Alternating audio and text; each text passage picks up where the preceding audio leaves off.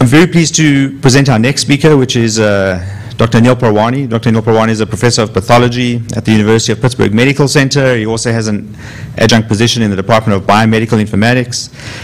Dr. Parwani has been involved in digital pathology for a long time, and as many of you know, most operations in a lab are centered around the lab information system.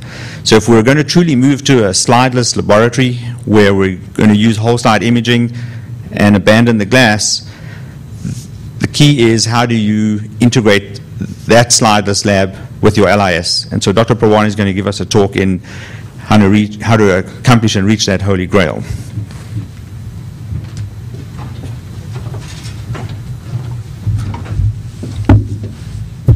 Thank you, Liron.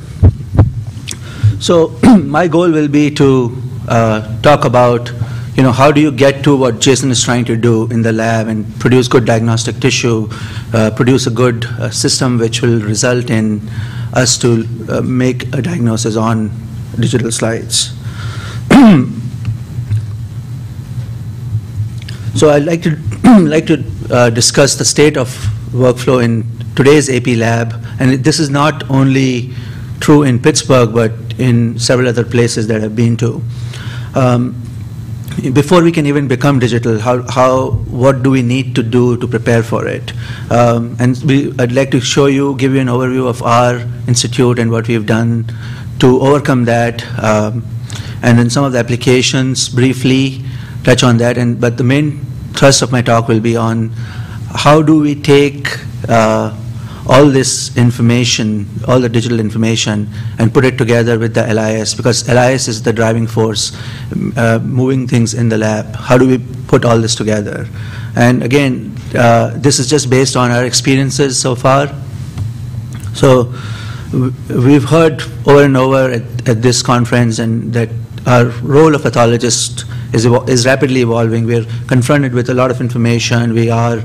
There's a lot of digitization in healthcare. Many specialties are blending together. Pathology is advancing. There are many new imaging modalities that you heard about in this conference, and patients are getting involved in their healthcare. So this health information is readily available. So pathologists are confronted with a lot of information, new tests, new data that they have to integrate within the diagnosis. Just a diagnostic report is not enough. And then all this, how does this lead to personalized medicine and creating really good research tools that Jason and others have talked about. So if you look at the lab today, if you follow the specimen and track it to the final product, which is the pathology report, if you are, no matter which route you're taking, glass or digital, AP LIS has a central role in it. So the specimens can be, when it's processed and slides are made, whichever track they take, at the end we are producing a good pathology report.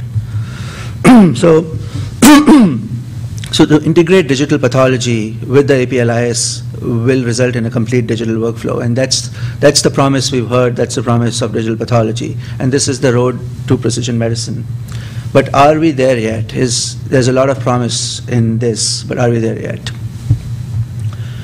So what I'd like to do is show you some of the things that over the last 5-6 years that we've done in our lab to prepare us for digital pathology, and how do we start now integrating this into a integrated view of the patient information, where we combine the information from our LIS into a pathologist workstation and creating a environment for the pathologists where they have all this information readily available, where they're better prepared for taking all this data and process it and produce a meaningful pathology report that at the end helps patient care. So in today's AP lab, and this is a spectrum, you may be coming from an institute where you don't have these type of errors, but in general there are many errors in pathology lab, pre-analytical, analytical, and post-analytical. And this is true in Pittsburgh. We are a large diversified environment, and even within our environment we have a number of sources of error, and I'm going to touch on these. So the problems that when we started our journey towards digital pathology, there were multiple areas which needed to be fixed. There were labs within our system which were using a lot of manual workflow. There was a need to standardize all this before we can even go and think about integrating digital pathology with our lab information system. Many manual steps resulting in many errors.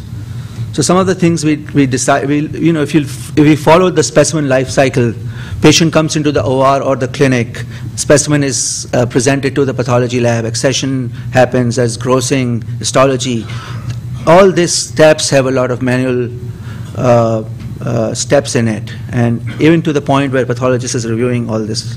So there's a lot of information which is being exchanged between the LIS, between the operators. So there's a lot of sources of error within this specimen life cycle.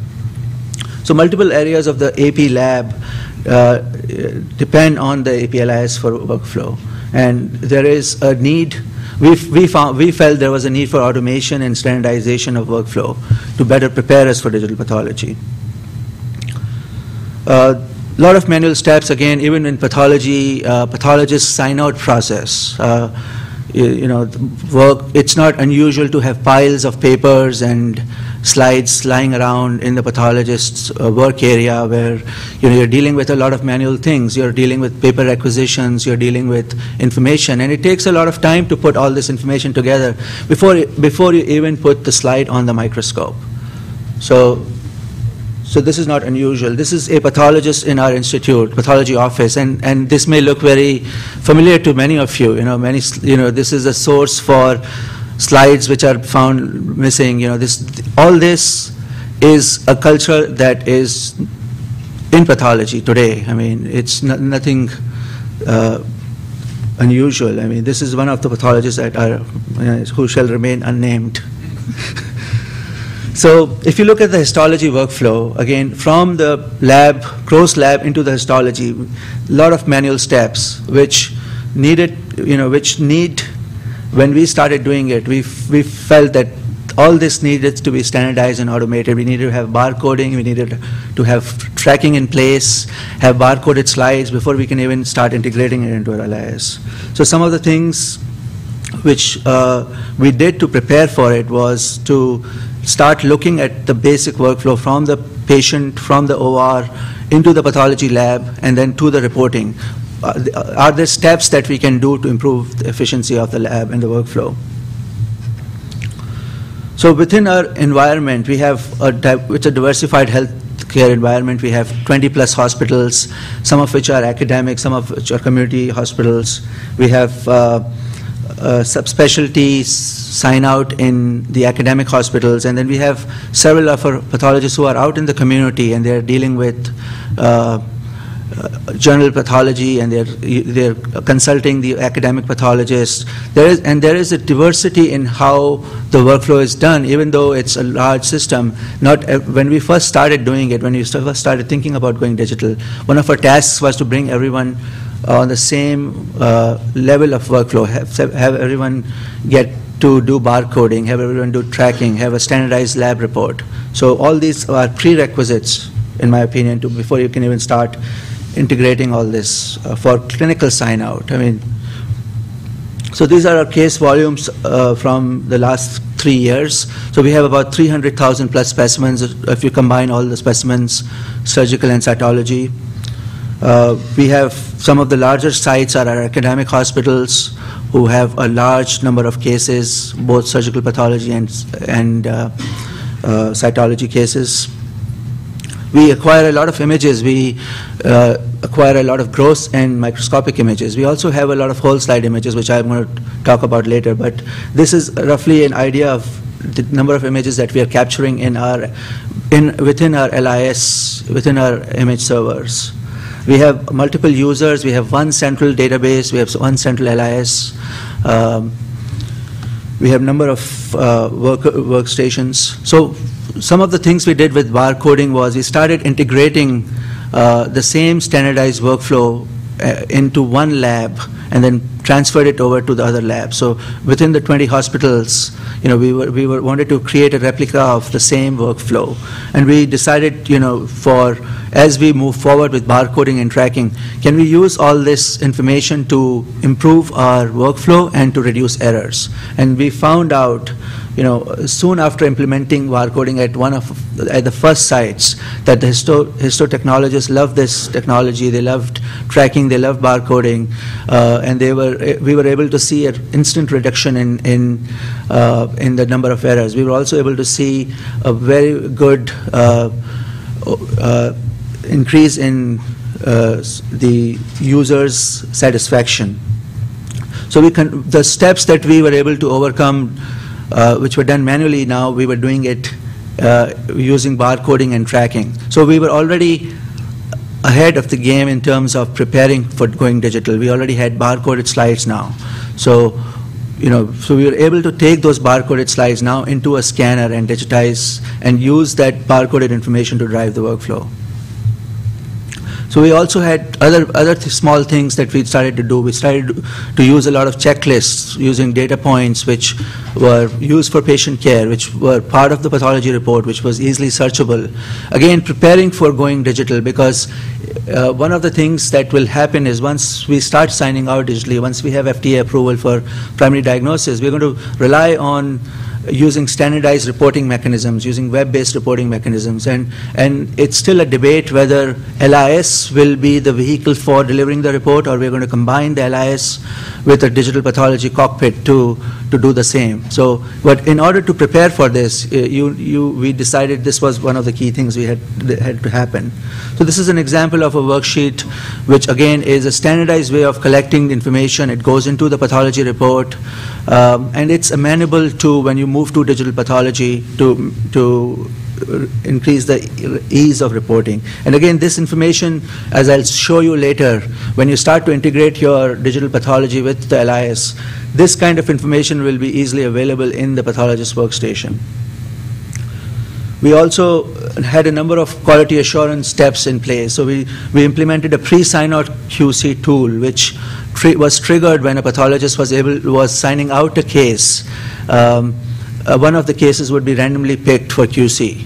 Again, this is a good step to have in a digital workflow, because right now, in order to do QCs, we have to physically take the slides out, find a pathologist to QC it, because the system has tagged as a QC case. So again, this kind of a step could be easily incorporated into the digital workflow when we start integrating it with our LIS.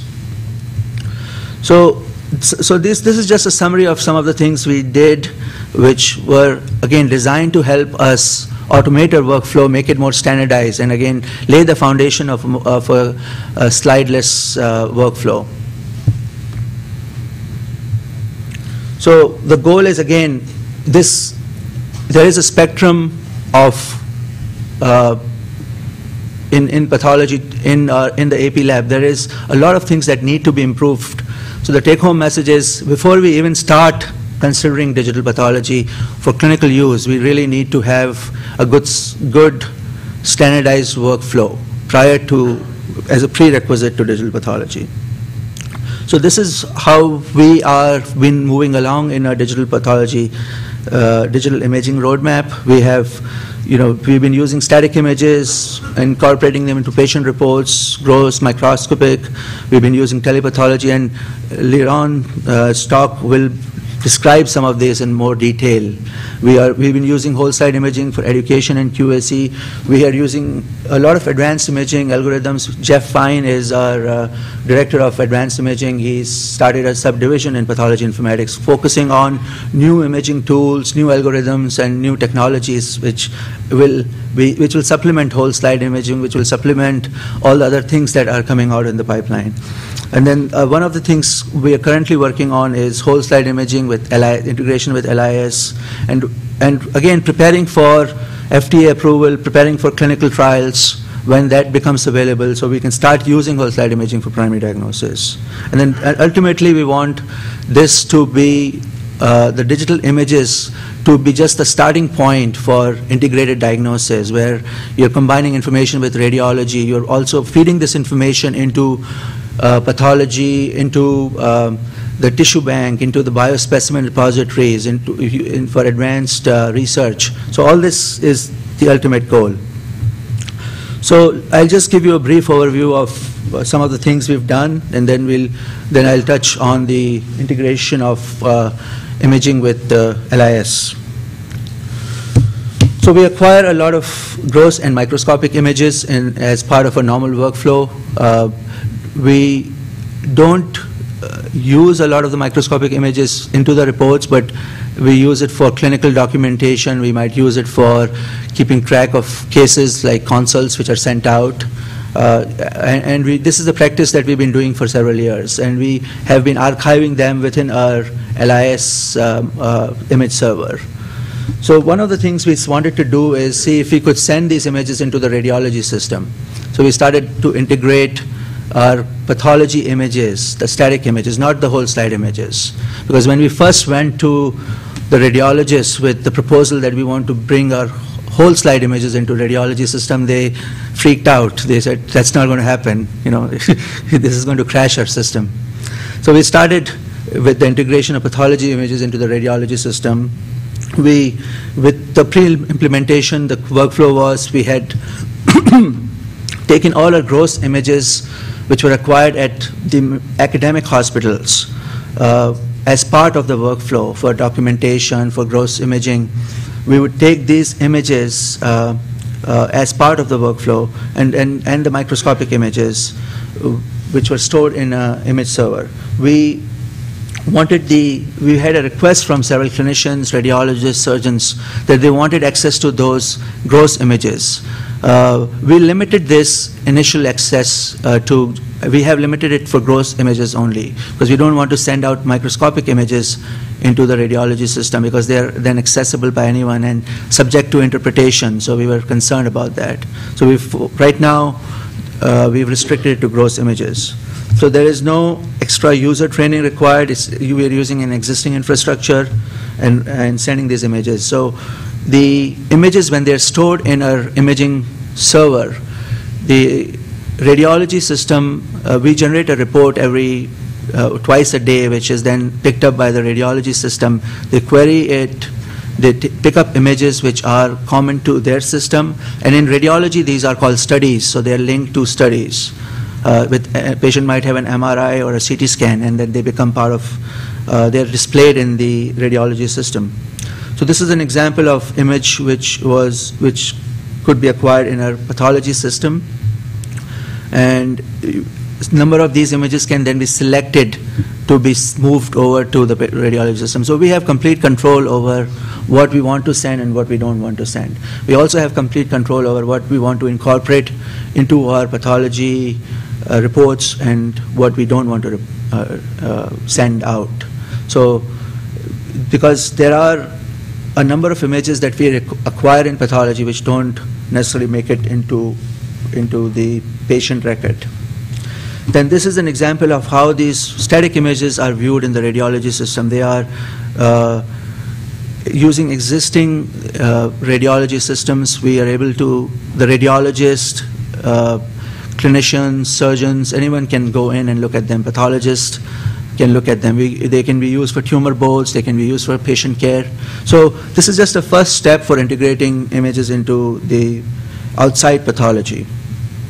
So we have a number of applications of whole slide. Liron will actually spend more time talking about telepathology applications, but we've been using whole slide images for a number of years for consultation, for supporting education, frozen sections, quality assurance. So a number of these applications which are not unique to our institute. Many other institutes are doing it. But one of the things we wanted to do is now that we are starting to use whole slide imaging, now starting to use these new technologies, how can we start preparing for going completely digital? So these are a number of applications, and again, we'll discuss this in greater detail. But looking at even after improving all this in our workflow, where we made changes, we made standardization of workflow, we made barcoding, we made synoptic reporting, all these features, there are steps in the lab, if you look at the pathologist's workflow, where there is from accessioning to grossing to histology, there are a number of steps, even after doing all this, where slides have to be transported, someone has to file them, someone has to put slides together, put them, make them available for sign out. Pathologists have to do a lot of extraneous work before they actually start signing out. And even when they're reporting, they have to get information from various sources to, because requisitions are notorious for having incomplete information, incorrect information. So there's a lot of work that goes into before you can even sign out a case. So how can we leverage the power of the AP-LIS and start integrating it with the pathologist workstation and provide a unified view of the patient at the time of the sign out? So you have the AP-LIS, you have the digital workstation, and again, I'm referring to a generic digital workstation, pathologist workstation. It may be any vendor out there, unique to your environment, unique to your institute. But we felt that in order to move to a clinical use of whole slide images, we have to integrate it with our LIS. So we had to bring the vendors together. So we worked, our AP-LIS is Cerner Copath, and our pathologist, digital pathology system is Omnix GE.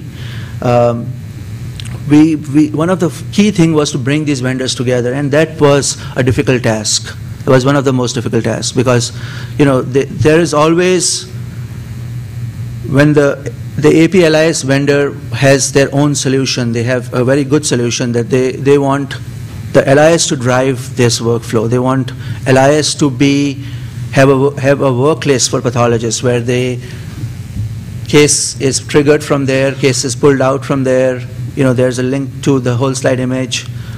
And the digital pathology, the vendor that we were working with, they had their own vision about how everything should be integrated. So this was a struggle to bring them together, but it happened about 3 years ago. They started working together with a lot of feedback from our pathologists, and started to work on ways where this could be integrated. And as soon as we started this process, we realized that bringing the pathologist workstation was not sufficient. We needed an additional step. Just like in the histology lab, you have a step where the images or the slides that are going out have to be QC'd. Is the staining good? Is the quality of the slide good for diagnosis? We needed to have a step where the histologist could QC the whole slide images. So we started again working with both the vendors to make that happen. So when we started discussing it, there were different levels of integrations were offered. The LIS vendor wanted, this is not just a discussion with our vendor, but in general discussions with several other vendors. There were different levels of integration.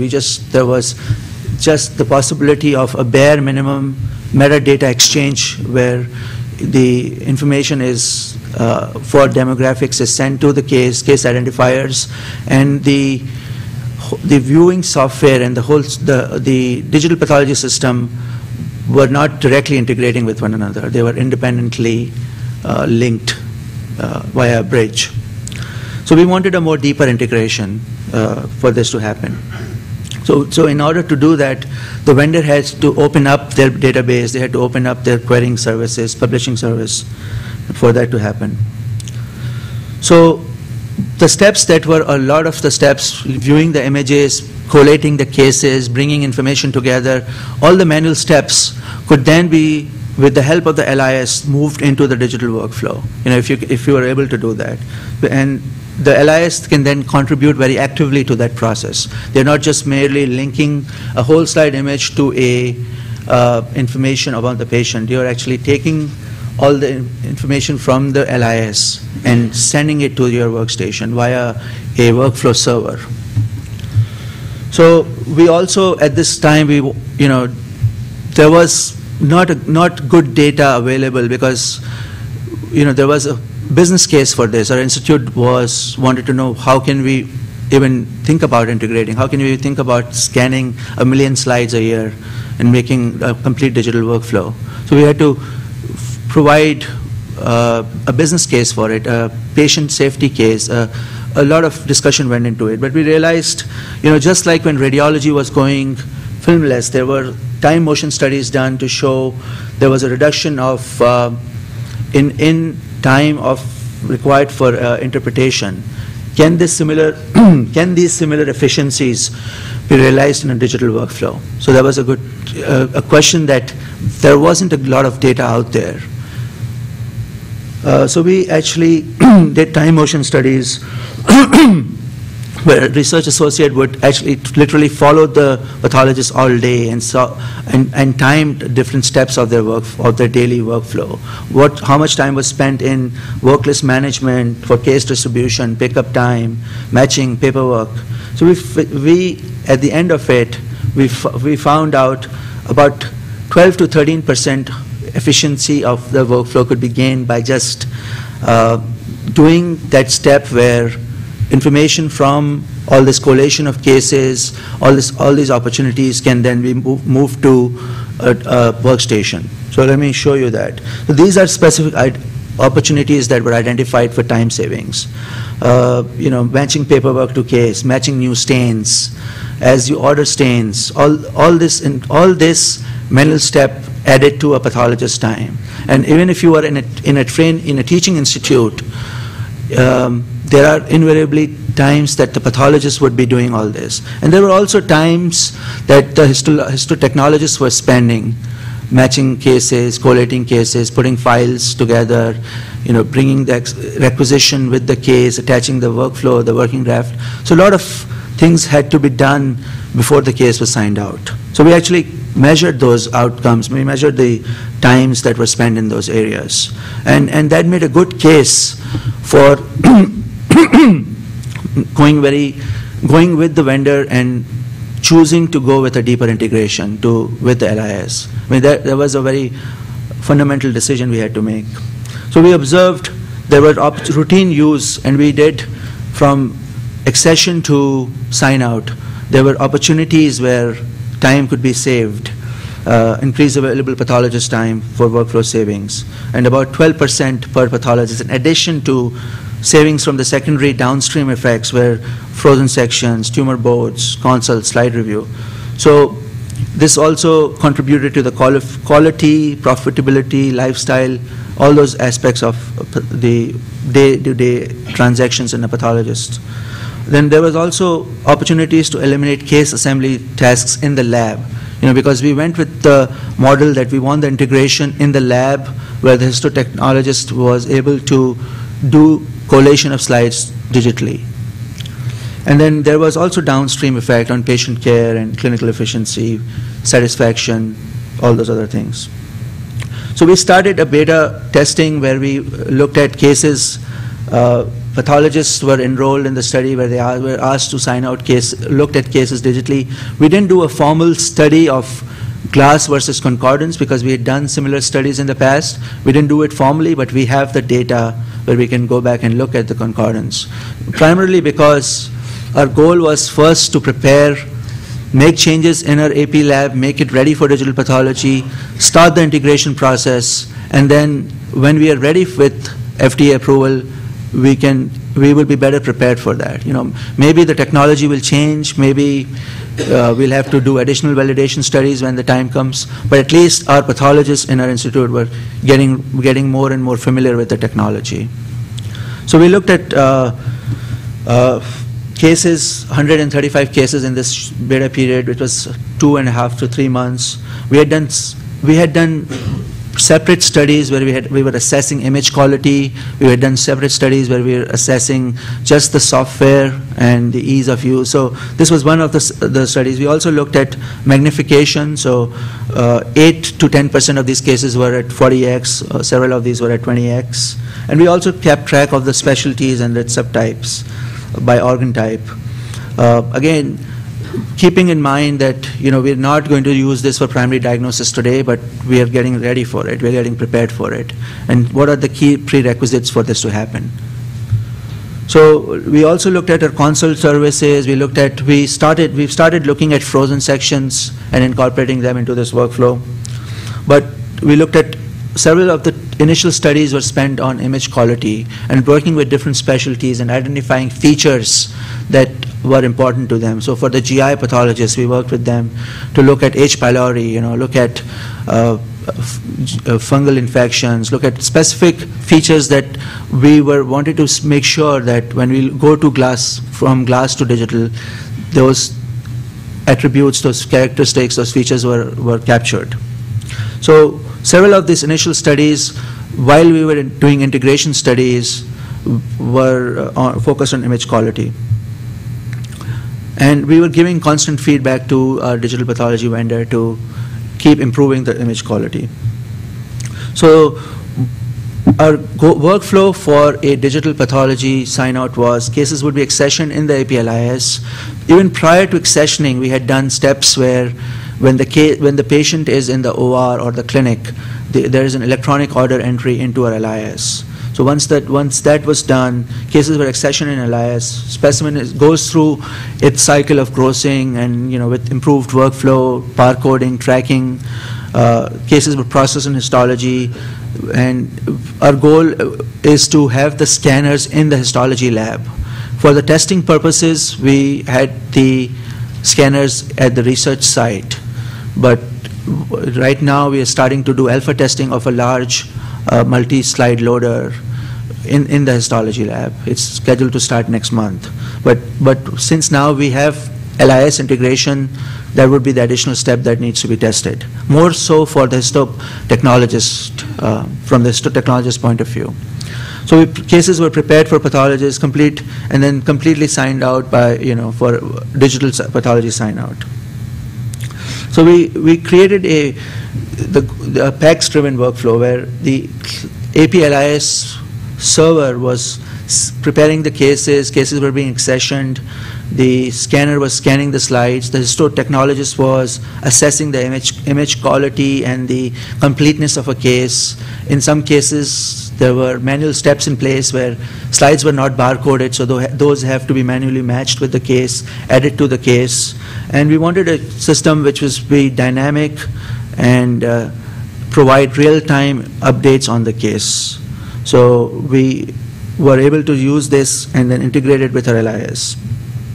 So the first thing we tested was a published service where the AP-LIS is sending data about the case, about the patient's updates to the pathologist workstation using a workflow server together with the histology change notification. So at the time, one of the slides was sent for decalcification, or unstained slides were prepared, or immunostains were ordered.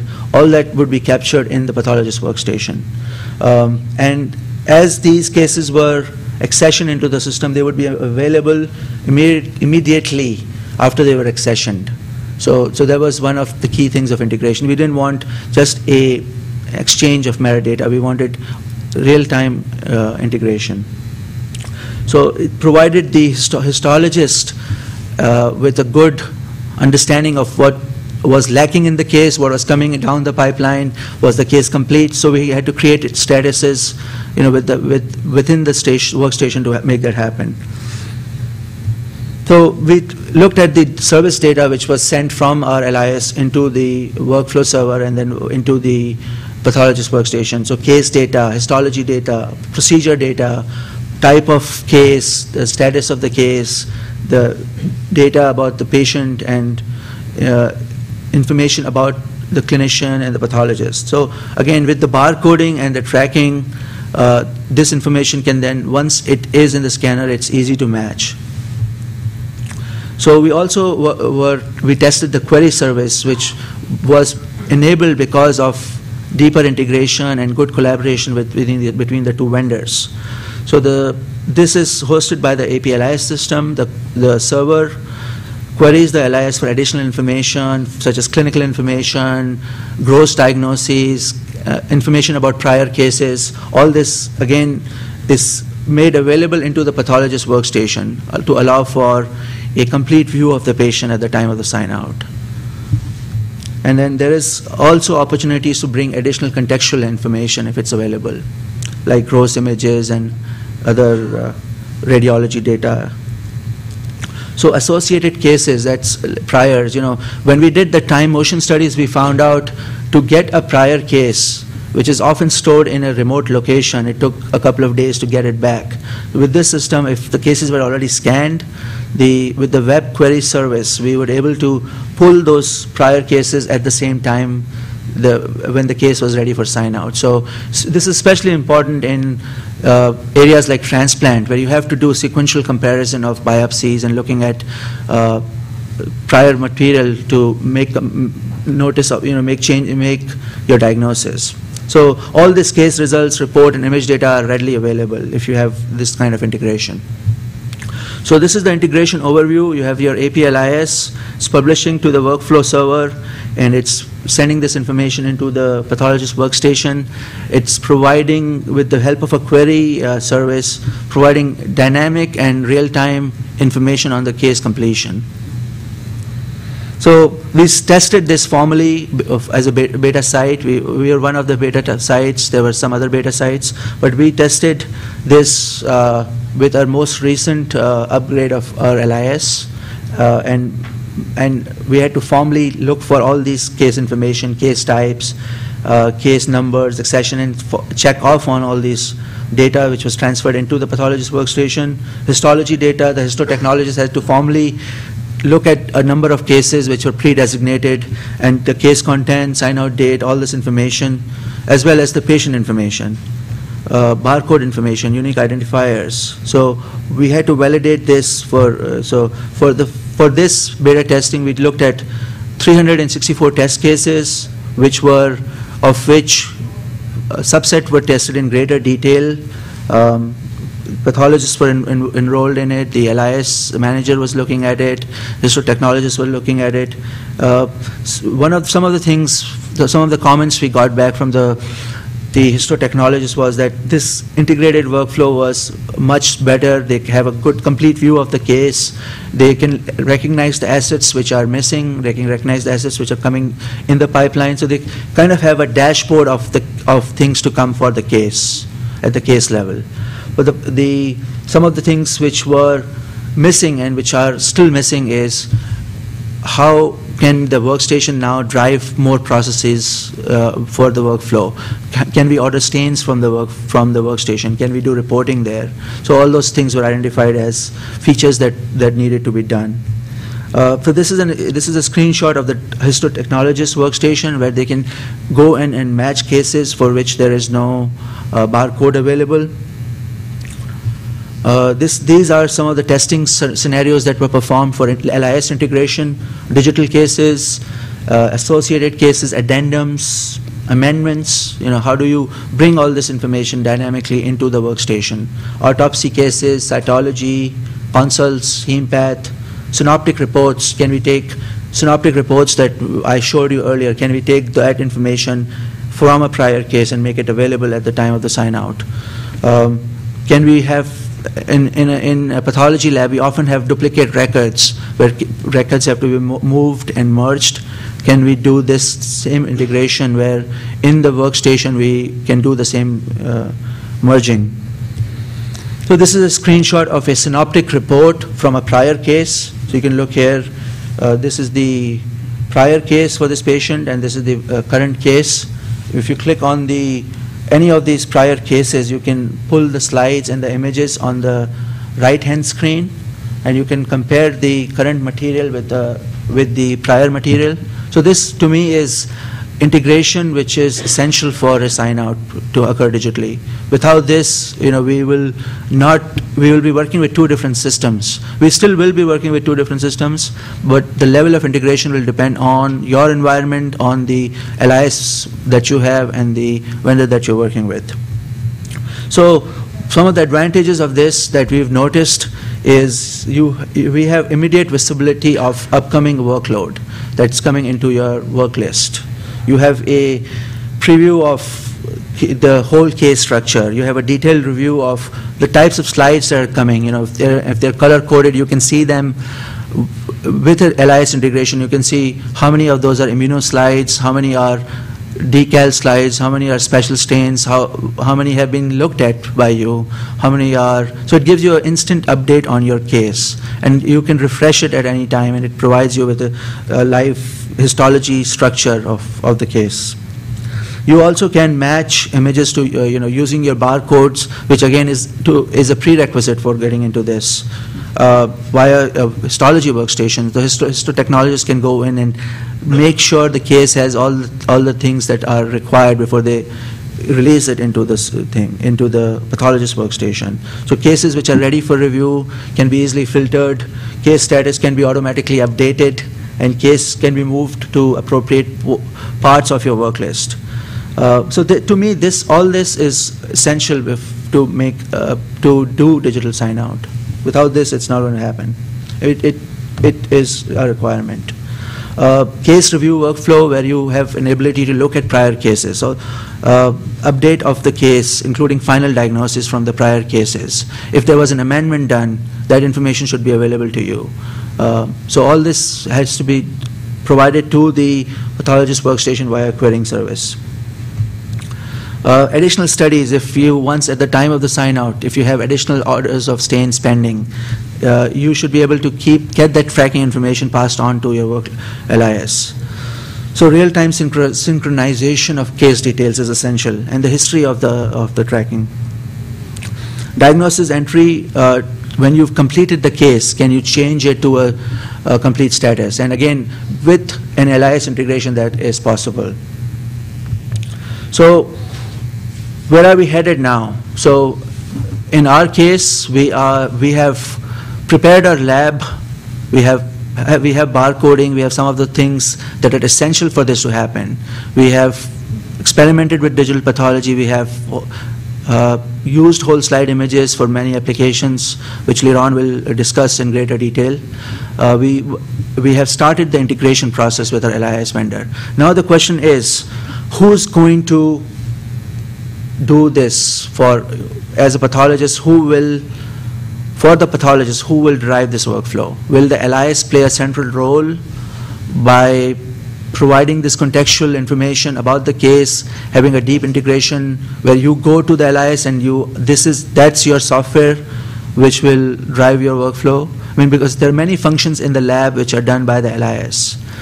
Or will we'll come to a point where an LIS vendor will merge with a digital pathology vendor, or they will create a solution which can do everything, which will be like a super pathology workstation, which will have ability to do order stains, ability to do reporting, which we don't have today. Even with our level of integration, we still have to go into our LIS to do our reporting. We still have to go into our LIS to do ordering of additional stains. But what we do have is an integration where it's possible now to have all the clinical contextual information about the patient in one place, which makes it the workspace easy to manage. It provides you with the dynamic information about the case as we are moving forward. So again, all this is for preparing a better tool for JSON, preparing something which the molecular pathologist can use, which will enable molecular pathology, which will enable personalized medicine. Because without you can build the best tool, but if you don't have good specimens, good annotations, good diagnosis, good workflow, the upstream or the downstream processes will not. If you're going to use this tissue for research, for biobanking, for research databases, for doing LCM, doing molecular testing, combining it with multiplexing, combining it with all the other technologies, this is an essential step for this to happen at the time of the sign out, at the time of your workflow. Without this integration, all these are ancillary tests that have to be done in separate systems. So this is really preparing for the future. So in summary, we discussed the state of workflow in the AP lab. I focus mainly on our labs, but I'm sure if you look at those pictures of the pathologist office, if you looked at the pictures of the pathology lab, pathologist sign-out areas, you will see similar areas in your institutes, in your labs. So in order to prepare for digital pathology, for sign-out, complete sign-out, we have to get there. We have to have all those standard pieces in place.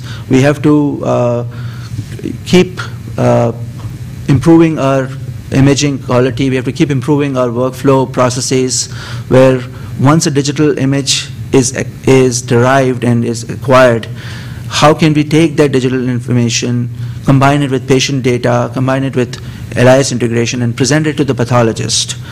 We discussed the role of AP-LIS integration and the different levels of integration, and how this will benefit pathologists and their sign-out process. So I would be happy to take any questions. It's a user-friendly system once it gets to know you. So thank you so much.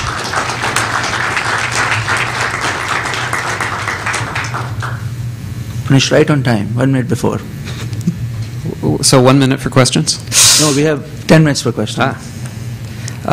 So I have two questions. One is, in the world before whole slide imaging, how much of your workflow analysis can be used to improve current processes, and what would you guess the percentage improvement in efficiency could be? I think if you didn't do even the basic barcoding and even the steps to standardize your reporting, I think there is efficiency gains that can be 10 to 15% range without even, to get to this point where we were preparing the lab, we found that 10 to 15% of the time is spent on tasks that can be improved just without getting a slide ready for digital pathology.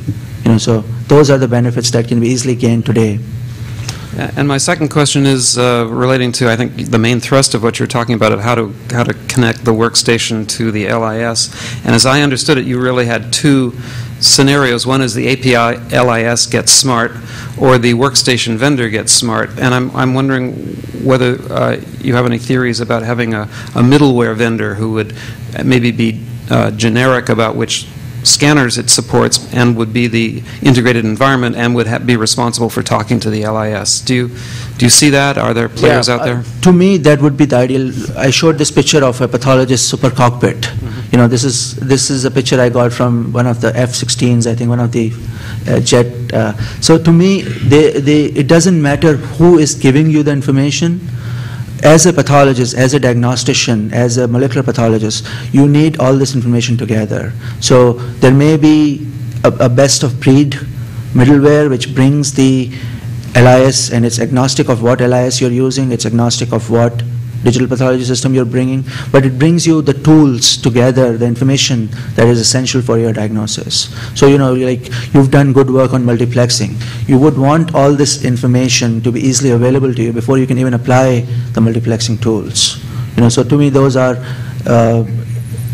ideally, if I had to choose, I would want one system where I'm looking at a case, I'm pressing a button, I'm ordering a stain right there, I want to send it to you now for multiplexing, all this in one place. I want to order the stains right there. I don't want to go to an LIS separately. I don't want to go to a pathology workstation, look at, it'll make too many, I might have 3 monitors in my office. I already do have 3 monitors. I might have 6 monitors. But to me, it's essential to have one place to go, At the end of it, this will be your home. This is where you want to go to.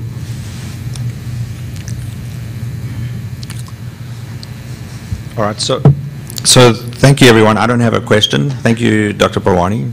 Is Jonas Armenia in this room? Because that was Jonas's phone that was lost. Anyway, it's now at the front desk.